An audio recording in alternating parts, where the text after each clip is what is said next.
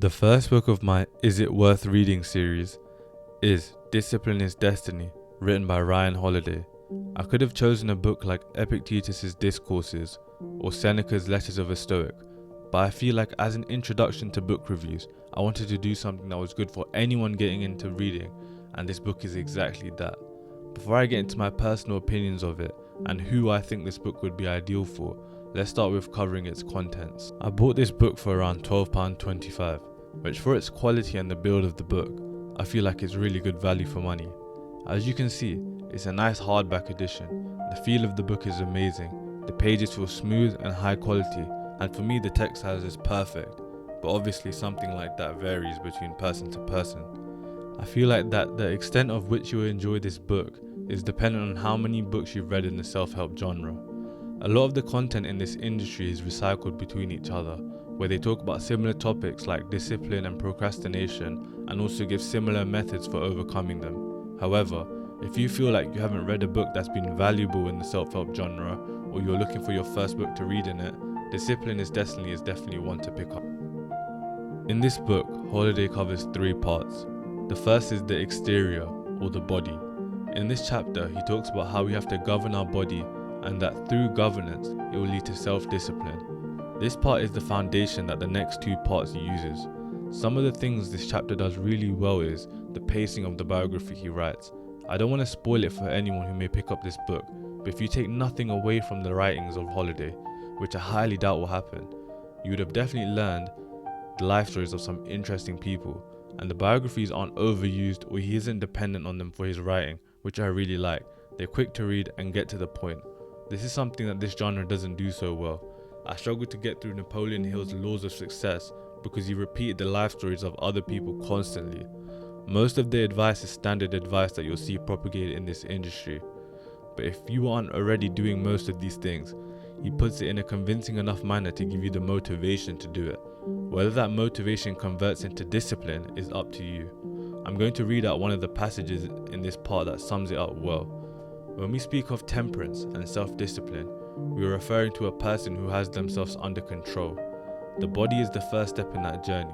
We treat it rigorously, we retrain it, we dominate it, we treat it like a temple. Why?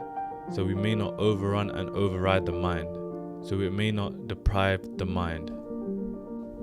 Moving on to part 2, the inner domain or temperance. He talks about loads of the qualities we need for discipline, but now relates it to the temperance of the mind. My favourite chapter in this book was in this part, which is Can You Get Back Up, on page 138. Overall, there's not much more to say on this part. It shares a lot of the qualities as the first part in terms of solid advice, but you've probably heard it all before. But it's probably an easier read, and he puts his points across much better than other writers, which I have to say is Holiday's defining quality. I've also written in my notes that pages 206 and 207 have some solid advice, so keep a lookout for that too. A passage from this part I really like is, "We don't refrain from excess because it's a sin. We are self-disciplined because we want to avoid a hellish existence right here while we're alive, a hell of our own making." In part 3, Holiday talks about the Magisterial or the soul, and I have to say again that there are a lot of interesting mini biographies, some good advice, but a lot of the same as part 1 and 2. The main thing that sets this chapter apart from the others is the metaphorical aspect of it. He really tries to consolidate all of the advice and knowledge and make it as easy as possible for the reader to understand what he's trying to put across. One quote which I hadn't come across before was, "When all you have is a hammer, everything looks like a nail." I feel like this quote sums up his book. His aim is to distribute some of the hard to read writings of the Stoics in a manner which can be understood by everyone, to help us broaden our minds by giving us different tools to use for all types of situations that we can come across. Now, for my final summary. Is it worth reading? Yes, but I give this book a 7.5 out of 10. For someone who's just getting into this genre of self-help books and stoicism, it's the perfect concise text to read.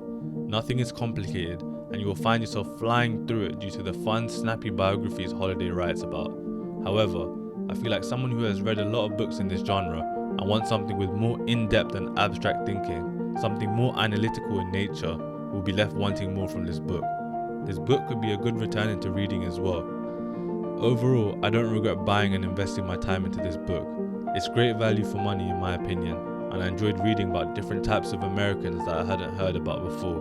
But as someone who has read a lot in the self-help industry, stoicism and philosophy in general, this isn't the book to read if you want to take your self-development to another level. It's mainly for beginners. That's it for Discipline is Destiny. I hope this video was useful in deciding if this book was right for you. If you enjoyed listening to my review, hit the like button below. I've read and reread so many different types of books and genres in the last 3 years, so you can expect to see more reviews soon. Subscribe to join me on this path of continuous learning.